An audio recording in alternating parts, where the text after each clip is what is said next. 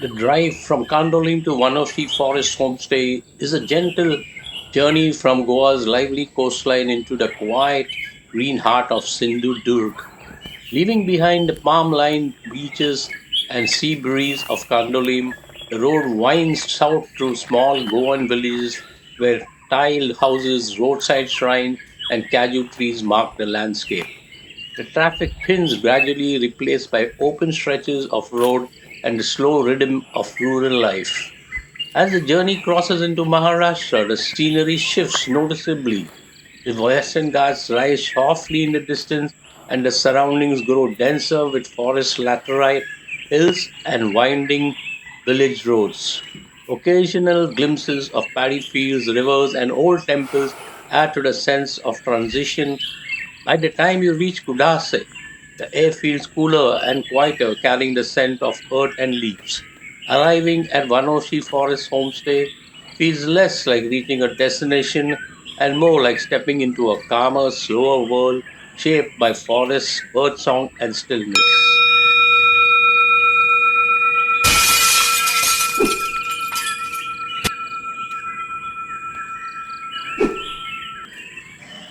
In the quiet forest surrounding Vanoshi Forest Homestay, the white-rumped Shama reveals itself more often by voice than by sight. As dawn filters through the canopy, its rich fluting song flows through the trees, turning the forest into a living concert hall. The melody rises and falls with remarkable clarity, echoing across shaded paths and mossy undergrowth. When finally seen, the Shama appears like a polished forest floor, deep chestnut flanks, glossy black upper parts, and a striking white rump that flashes briefly as it flicks its long tail. It moves with confidence and grace, hopping between low branches and leaf litter, alert and expressive. In Vanoshi's stillness, the white-rumped Shama feels perfectly at home, its song becoming part of the homestay's morning rhythm, a reminder that true luxury here lies in silence, sound, and nature's unhurried beauty.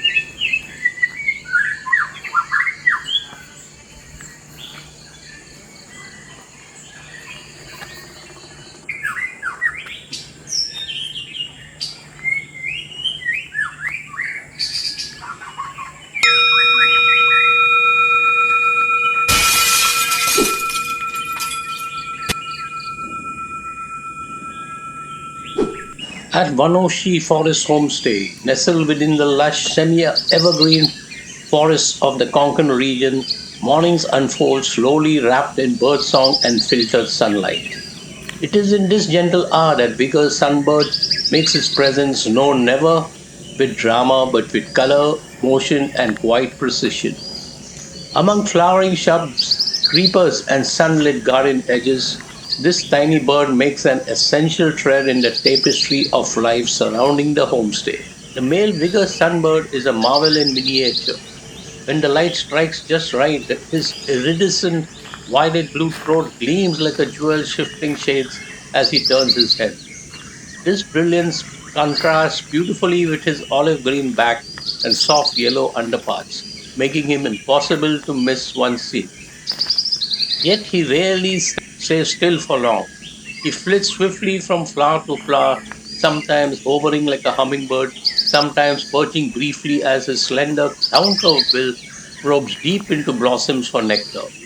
Each movement is economical, practiced, and purposeful, and expert at work.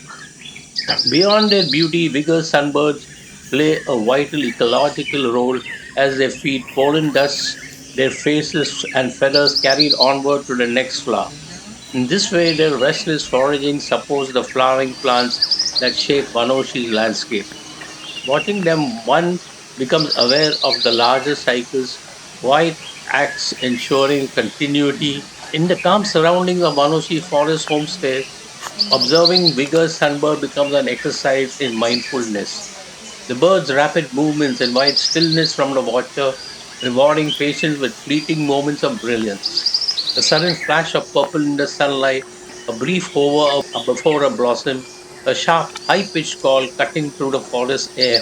These are moments easily missed, yet deeply memorable. As the day warms and the forest settles into its midday hush, the sunbird fades back into the greenery, leaving behind only the memory of motion and light.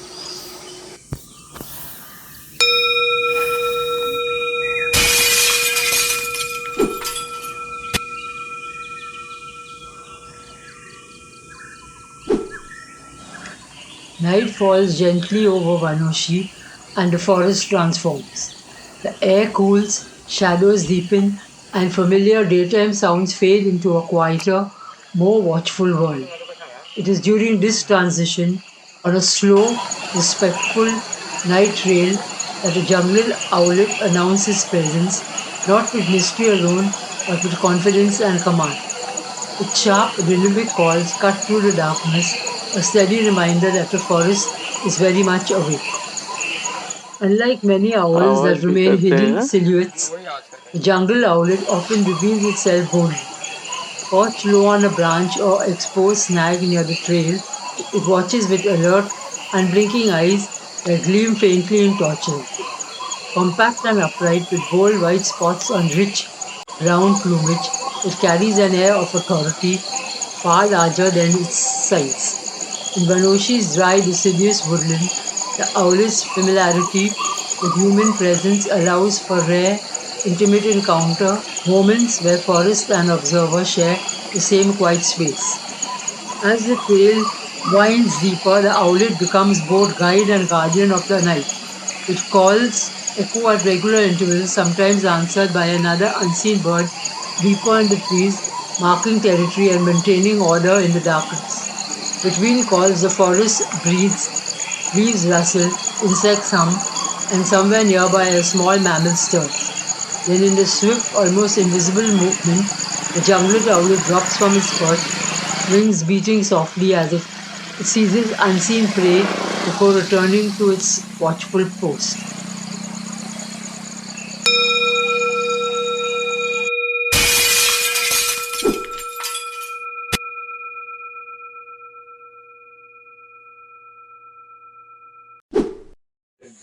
Ode to the orange-headed thrush. O flame of forest hush and shade, you walk where foreign leaves are laid. A quiet glow on earthen floor, where roots and moss have walked before.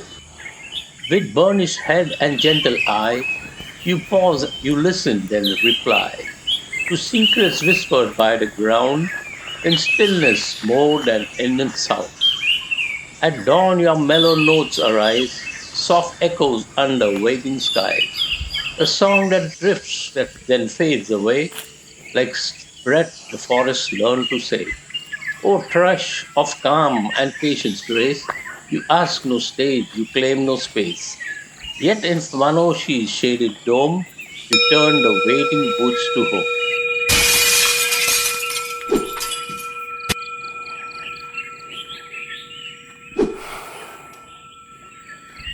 The Malabar Flameback brings a flash of fire to the forest around Vanoshi, its golden back and crimson crest glowing against the dark trunks of towering trees.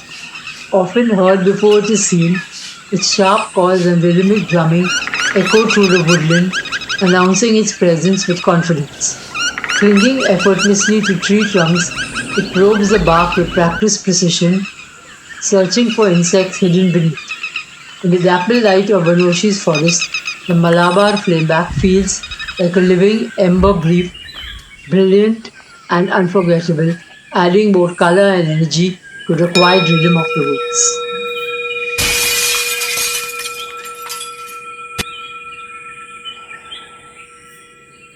In the quiet forests around Vanoshi, where tall trees rise like pillars and the air carries the scent of damp earth and leaf litter, the Scarlet Minivet appears as a sudden flare of color against the subdued green. The male rests in brilliant scarlet set sharply against jet black wings and tail, seems almost unreal in the soft forest light. Beside him, the female moves with equal poise, her warm yellows and olive tones blending gently with the canopy, a reminder that beauty in the wild often wears more than one shade.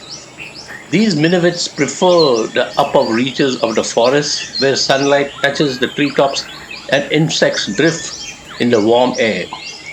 From high exposed branches, they keep watch, scanning for prey before launching into quick, elegant sallies. Their flight is smooth and purposeful, and they often travel in pairs or small groups, maintaining constant contact through clear ringing whistles that echo faintly through the woods. Even when hidden by foliage, their calls reveal their presence, guiding the attentive bird's gaze upward. Observing the Scarlet Minivet in Vanoshi is an exercise in patience and wonder. They rarely stay long in one place, shifting restlessly between trees. Yet each pause offers a perfect moment, scarlet against green, motion held briefly in stillness. In these moments, the forest seems to sharpen into focus as if inviting the observer to slow down and truly see. More than just a visual delight, the Scarlet Minivet plays a quiet role in the life of the forest, helping regulate insect populations and contributing to the delicate balance of this ecosystem. Its presence signals a healthy woodland rich in life and layered in complexity. Long after the birds have moved on and their calls have faded into the distance, the memory of that vivid red remains a lingering impression of Vanoshi's hidden brilliance and the subtle magic found in treetops. Ah, come on, man, it's gone. Adios, my birding friends. See you all next in episode 2, Vanoshi Sindhu Durg.